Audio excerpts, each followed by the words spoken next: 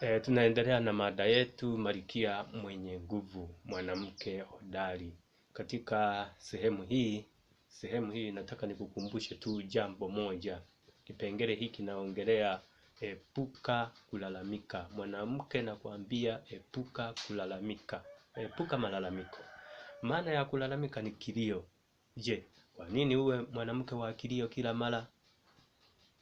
Kumbuka kwamba binadamu tumeumbwa kutegemewa, sio kutegemea. Kumbuka kwamba ulipozaliwa ulilia, wao wakafurahi.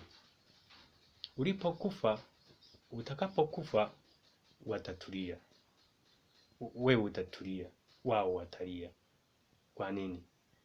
Sisi watafurahi ukizaliwa kwa sababu wamepata mtu wa kupambania maisha yao, wa kuwasaidia katika maisha yao.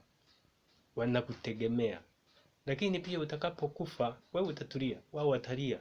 Watalia kwa sababu umeondoka mtu wa kuwasaidia, mtu wa kuwapigania, mtu ambaye wanamtegemea. Hivyo sasa epuka malalamiko, epuka kulalamika.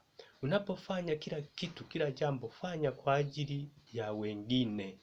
Lakini sasa hapo nakwambia kwamba mtu mwingine au mwenzako wa kwanza ni mwanaume, ni mume wako.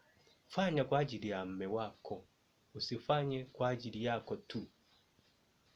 Mwenzako ni mmoja tu, kwanza ni mume wako.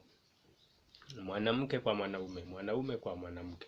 Hivyo hayo, hata wanaume waliofanikiwa hapa duniani walikuwa na mwanamke hodari nyuma yake.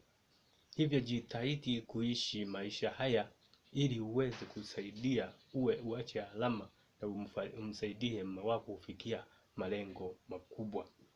Na usifikiri mwanamke kuishi bila mume.